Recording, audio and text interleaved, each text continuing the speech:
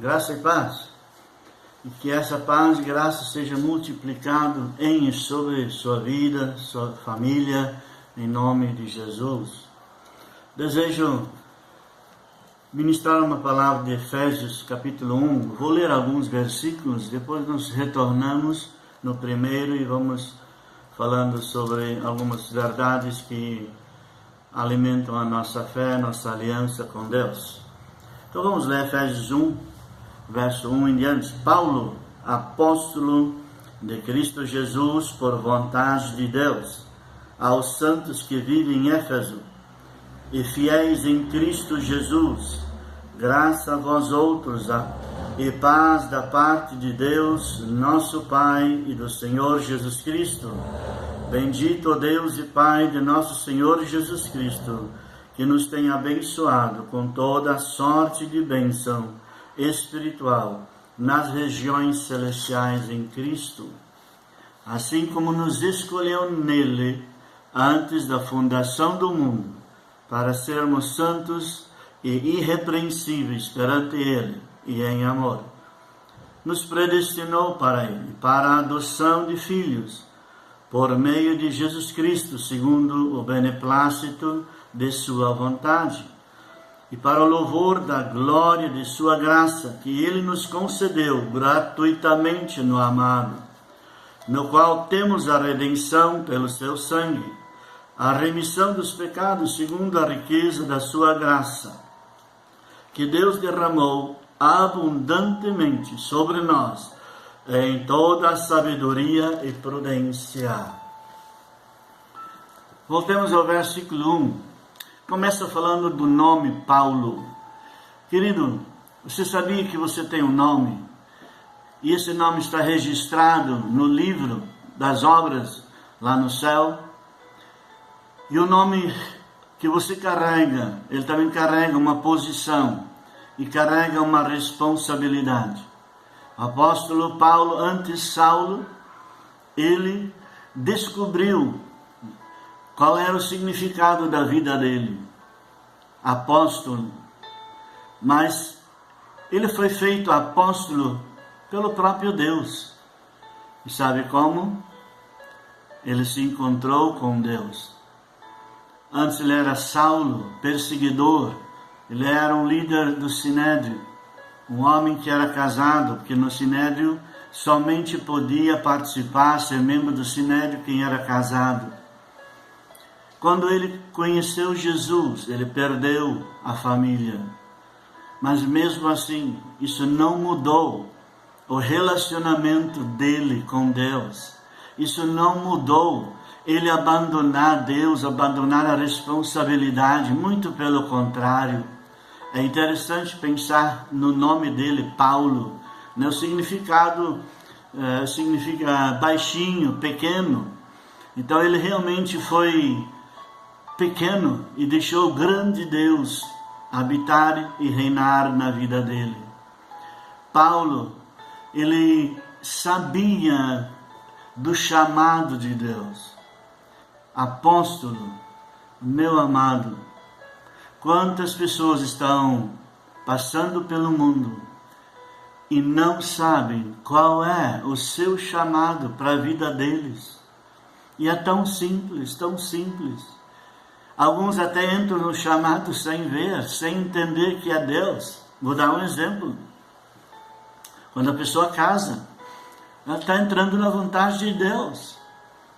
O único problema é que muitos acham que Deus fecha o olho assim, e não vai acontecer nada por fazer errado com o seu chamado. Isso não vai ser assim, não. Então, meu amado, ele foi apóstolo de quem? De Cristo Jesus. Quem é Jesus? É mais um bom homem que esteve por aí, um bom profeta que os falsos líderes falam por aí? Não.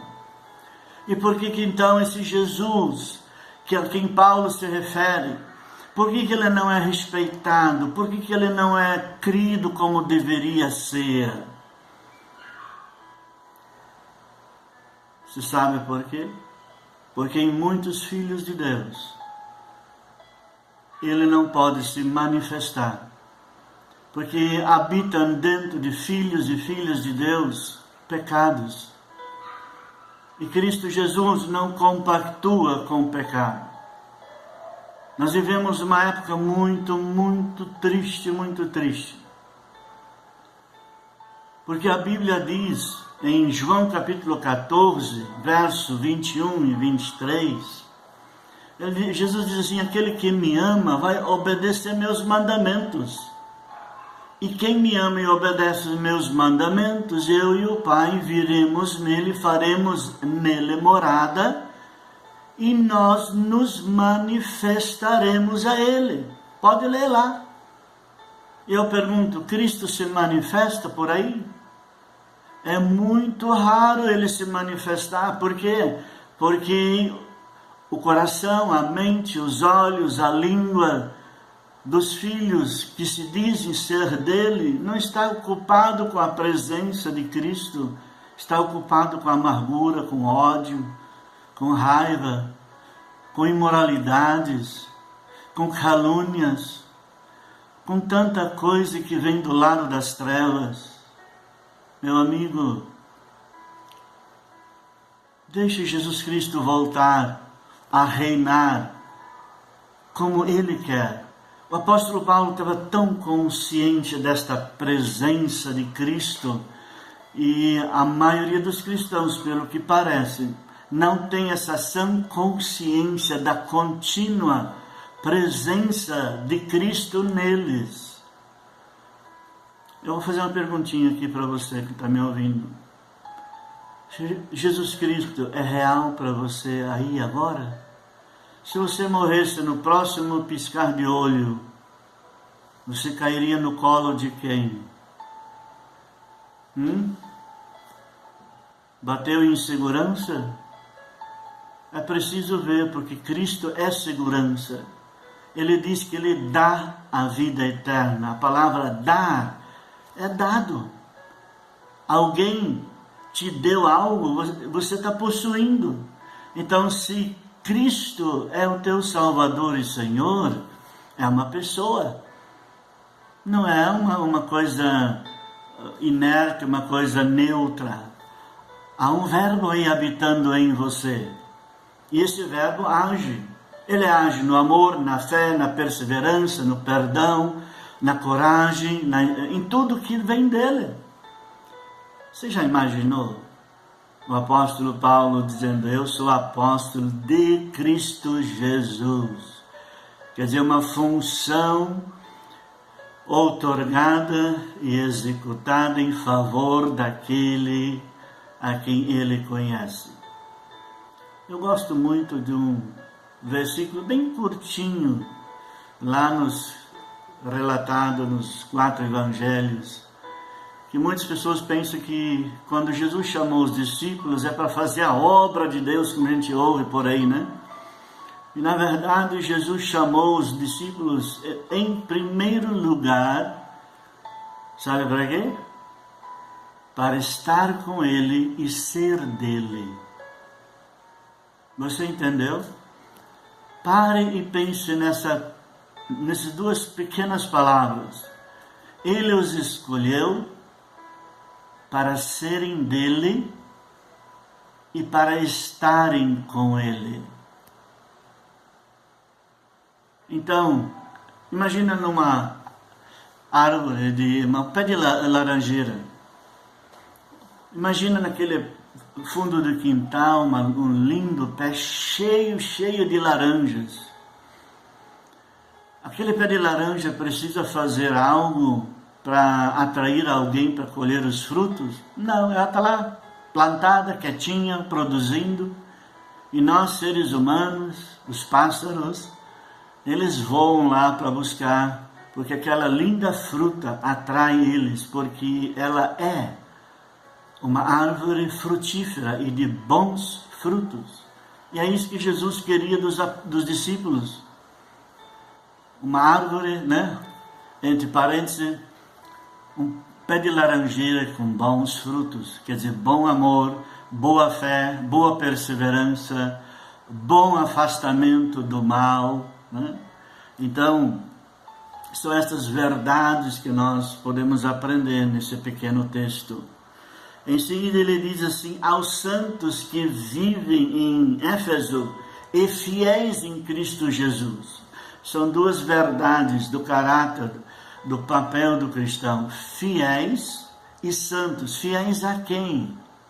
Hoje nós temos pessoas tão fiéis à sua religião, aos hábitos da sua religião, mas não tem nenhum envolvimento com a pessoa de Deus.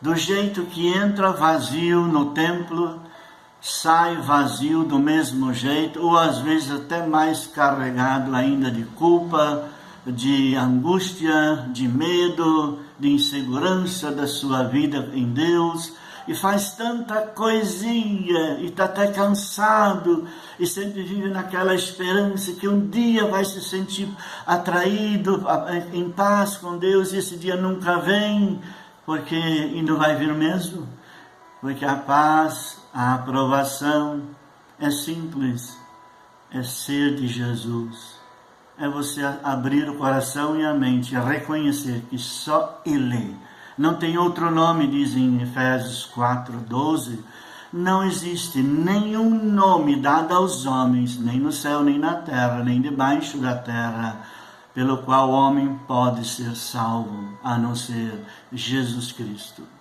Então, meu querido, esta é a palavra do Senhor, que Deus quer que nós sejamos fiéis, fiéis aos ensinos que Jesus nos deixou, que é a santa palavra.